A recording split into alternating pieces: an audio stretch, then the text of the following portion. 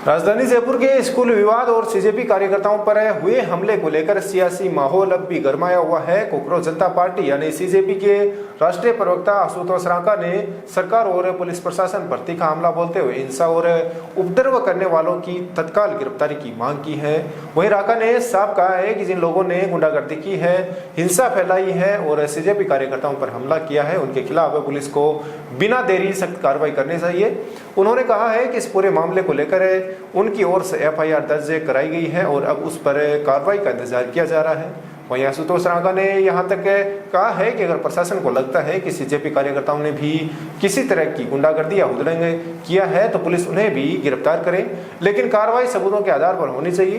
रांका का कहना है कि घटना से जुड़े तमाम सबूतों को सार्वजनिक किए जा चुके हैं, इसलिए हिंसा और उपद्रव फैलाने वाले लोगों की पहचान कर उनके खिलाफ तत्काल कार्रवाई की जानी चाहिए। उन्होंने यह भी सवाल उठाया है कि जब सबूत मौजूद हैं तो फिर आरोपियों की गिरफ्तारी में देरी क्यों हो रही है।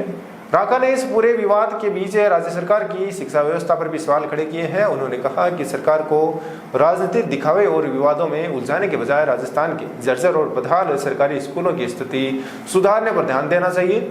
उनका कहना यह भी है कि हाल ही में सामने आए स्कूल से जुड़ा पूरा घटनाक्रम नहीं होता तो बेहतर होता, लेकिन इस मामले ने पूरे राज्य में शिक्षा व्यवस्था के हालात पर बड़े सवाल खड़े कर दिए हैं। रांका ने दावा किया है कि इस विवाद के कारण राजस्थान की छवि को भी नुकसान पहुंचा है। सीजेपी प्रवक्ता ने कहा कि उनकी दो प्रमुख मांगे हैं। पहली मांग सरकारी स्कूलों की व्यवस्था और हालात में सुधार से जुड़ी है, वहीं दूसरी मांग हिंसा फैलाने और सीजेपी कार्यकर्ताओं पर हमला करने के खिलाफ सख्त कार्रवाई और गिरफ्तारी की मांग की है। रांका के मुताबिक पहली मांग पर सरकार ने कार्रवाई कर दी है, लेकिन दूसरी मांग अभी भी बाकी है। उन्होंने कहा कि अब गेंद सरकार और प्रशासन के पाले में है और जितना जल्दी आरोपियों के खिलाफ गिरफ्तारी कार्रवाई होगी उतनी ही जल्दी यह विवाद खत्म होगा।